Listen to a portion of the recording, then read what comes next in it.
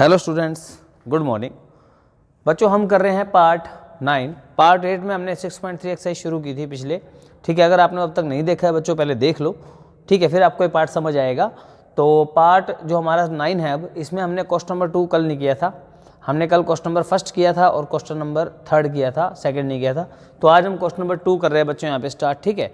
तो question number 2 में ऐसा एक डायग्राम दिएगा आपको। तो आपकी जो एक्सरसाइज है 6.3 उसका है बच्चों पेज नंबर 107, आप निकाल लो अपने मैथ के अंदर। तो क्या दिया गया है कि इन फिगर 6.40, ये फिगर 6.40 आपको दे रखा है नीचे, ठीक है।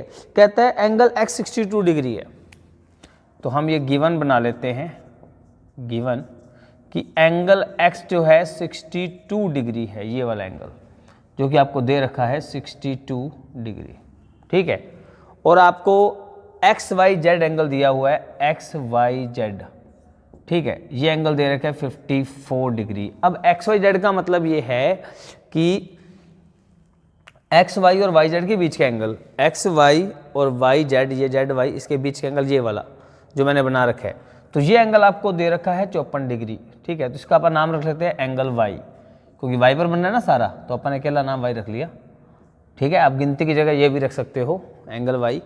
उसके बाद हमें दो एंगल मिल गए, ये हमारा 54 डिग्री है हमारे पास, ठीक है।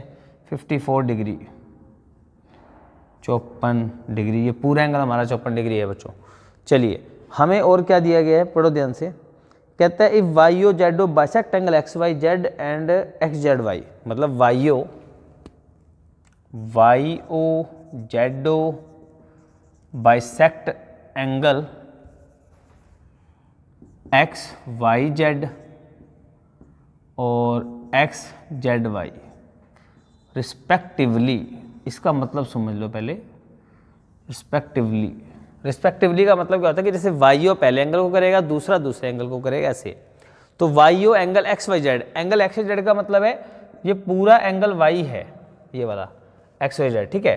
तो इसकी जगह आप पूरा एंगल वाई कह सकते हैं, इसकी जगह पूरा एंगल जेड कह सकते हैं, एक ही बात है। तो वाई ओ इस एंगल के दो हिस्से करता है, दो हिस्से मतलब मान लो एंगल 1 और 2 ये दोनों बराबर हैं। इसका मतलब ब्रैकेट हम कह सकते हैं, सो हम ये कह सकते हैं कि जो एंगल 1 है और एंगल 2 है वो आधा है एंगल वाई का। और हमें एंगल वाई पता भी है कितना, 54 डिग्री। तो ये आगे 27 डिग्री, दोनों 27 के आगे बच्चों, क्योंकि लाइन इसको दो हिस्सों में काट रही है। ऐसे ही जेडो लाइन इस एंगल जेड को भी काट रही है। तो यहाँ पर हम रख लेते हैं 3 और 4 एंगल। तो आल्सो हम ये कह सकते हैं कि एंगल 3 और एंगल 4 ये दोनों भी आधे हो जाएंगे एंगल जेड के, और जेड अभी हमें पता नहीं है, ठीक है। तो हम जेड पहले निकाल लेंगे ताकि 3 और 4 एंगल अपने को मिल जाए। चलिए हमें फाइंड क्या करना है वो सुन लो ध्यान से। हमें फाइंड करना है एंगल वाई ओ जेड। तो वाई ओ जेड का नामकरण कर लेते हैं। तो वाई ओ जेड मतलब ये वाला एंगल, तो इसका नाम रख लेते हैं 5, ठीक है। तो मुझे एंगल 5 फाइंड करना है, ये लो जी, ठीक है। तो हमें एंगल 5 फाइंड करना है। तो चलिए ध्यान से देखिए इसको। तो पहले हम जेड निकाल लें ताकि ये दोनों निकल जाएं। तो सॉल्यूशन में हम ले लेते हैं in triangle X Y Z, बड़ी ट्रायंगल की बात करते हैं। पूरा 62, पूरा वाई, पूरा जेड, ठीक है। तो पूरा एक्स, पूरा वाई और पूरा एंगल जेड, इन तीनों का जोड़ क्या होगा, 180 डिग्री होगा। Reason angle sum property, angle sum property, ठीक है, जो हमारी छठी प्रॉपर्टी थी एंगल सम प्रॉपर्टी। उसके बाद अब एंगल एक्स जो है वो हमें दे रखा है 62, वाई हमें दे रखा है 54, जेड नहीं दे रखा, ठीक है। तो ये दोनों को जोड़ देते हैं, ये आगे 116 plus angle Z 180, angle Z आ गया 180 माइनस 116, तो हमारे पास एंगल जेड आ गया 64 डिग्री। 180 में से 116 घटा के देख लो, ये आपके बनते बच्चों 64 डिग्री। अब हमने ये भी पता कर लिया था 3 और 4 जेड कर दें। सो यहाँ से अपन निकाल लेते हैं कि एंगल 3 और एंगल 4 ये भी दोनों आधा है एंगल जेड का, यानी 64 का। तो ये आ गया 32 डिग्री, ठीक है। तो कुल मिला के मेरे पास एंगल 2 भी आ गया, ये रहा, एक और दो 27 के हैं, 3 और 4 भी आ गए। हमें जो फाइंड करना है, ठीक है, वो हमें फाइंड करना है एंगल 5। तो in triangle Y O Z, इस छोटी सी ट्रायंगल में देखो इस केस के अंदर, तो क्या दिखेगा आपको, 2 है, 5 है, 4 है। तो आप कह सकते हैं कि एंगल 2, एंगल 5 और एंगल 4, इन सब का सम क्या होगा, 180 degree. Reason angle sum property, ठीक है। तो अब 2 मैं निकाल चुका, ये रहा, 1 और 2 27, तो ये आ गया 27। 5 हमें फाइंड करना है, 4 हमने अभी निकाला नीचे, ये रहा दोनों 32 डिग्री के आगे, और सामने क्या पड़ा है 180 डिग्री। इन दोनों को जोड़ो तो एंगल 5 27 और 32 हो गए 59। तो एंगल 5 क्या आएगा, 180 माइनस 59, एंगल 5 आ गया हमारे पास 121 degree. That is your answer. तो बच्चों आप ये क्वेश्चन अच्छे से देख लो, ठीक है। तो हमें इसी तरीके से क्वेश्चन करना था। तो चलिए हम आगे करते हैं अपना नेक्स्ट क्वेश्चन।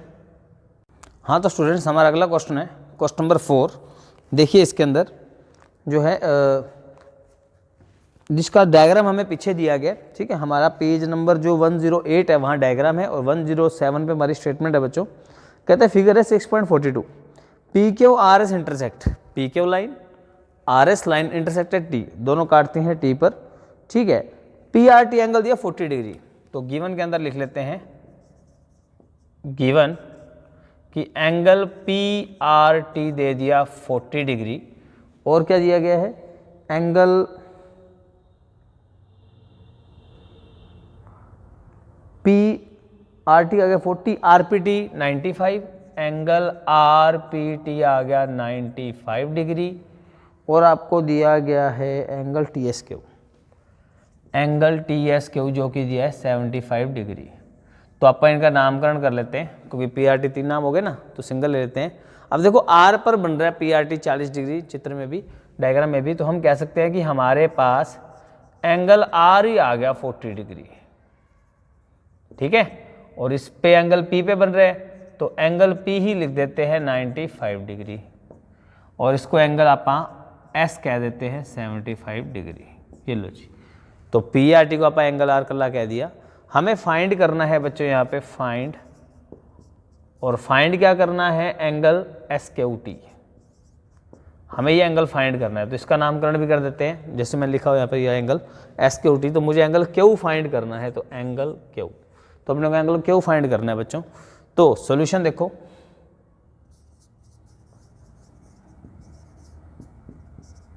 सॉल्यूशन के अंदर बच्चों ध्यान दो कि हमें जो है, हमने एक प्रॉपर्टी करी थी। देखो हमने 6.3 से स्टार्ट किया है, तो हमने इसमें 2 नई प्रॉपर्टी पढ़ी थी, angle sum property, exterior sum property. Exterior sum property क्या थी कि किसी भी ट्रायंगल के अंदर आप एक लाइन को प्रोड्यूस करो, तो ये वाला जो एंगल 1 है ये अपने साथ वाले को छोड़ देगा, और इन दोनों के सम के इक्वल होगा 2 और 3 के। तो एंगल 1 इक्वल होता है एंगल 2 प्लस एंगल 3। इसका नाम था एक्सटीरियर सम प्रॉपर्टी, जो हमने स्टार्टिंग में पढ़ी थी, ठीक है। तो जो हमने पिछले पार्ट में पढ़ी थी एक्चुअली, पार्ट 8 में, तो पार्ट 9 के अंदर देखो ध्यान से, अब हम वही लगा रहे हैं। अगर आप इस ट्रायंगल को देखो तो ये एक्सटीरियर एंगल है, मतलब पी आर टी को आप अगर आप आर टी को प्रोड्यूस करें एस तक, तो बच्चों ये वाला जो एंगल है इसका नाम रख देते हैं 1। ये एंगल कौन बन गया, हमारा एक्सटीरियर एंगल, ठीक है। तो 4 triangle P R T, angle 1 is exterior angle, ठीक है। एंगल 1 हमारा एक्सटीरियर एंगल हो जाएगा। तो आप जानते हैं कि